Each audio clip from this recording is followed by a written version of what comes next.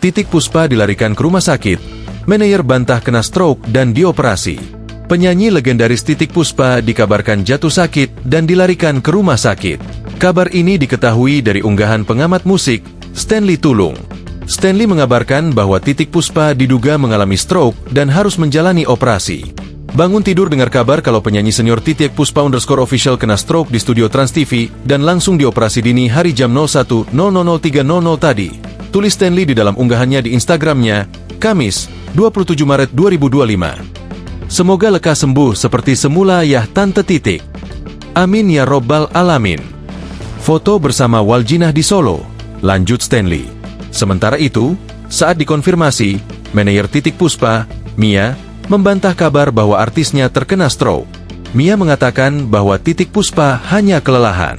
Enggak stroke. Maksudnya kemarin dia kecapean. Nah ini aku biar nggak salah. Aku mastiin dulu gitu. Aku ngobrol dulu biar nggak kesalahan nanti aku kabarin, ucap Mia. Meski demikian, Mia membenarkan bahwa Titik Puspa kini berada di rumah sakit. Iya, kondisinya lagi di rumah sakit sekarang. Tapi alhamdulillah maksudnya semua baik-baik saja. Nanti saya berkabar ya, tutur Mia. Meski sempat menurun, Mia mengungkapkan bahwa kondisi Titik Puspa sudah mulai membaik. Hanya saja, ia masih dalam pengawasan dokter guna pemulihan yang optimal. Mulai berkarir sejak era Presiden Soekarno, tepatnya pada 1954, ratusan karya telah dibuat oleh Titik Puspa. Titik pun memulai karirnya dengan tak mudah. Ia telah menjajal semua seni pertunjukan, mulai dari menyanyi hingga teater. Perjalanan karir dan kehidupannya pun tak semuanya mulus.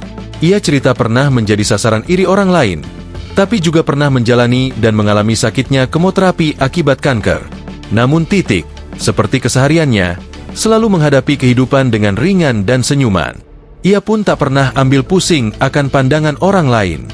Download Tribun X sekarang, menghadirkan lokal menjadi Indonesia.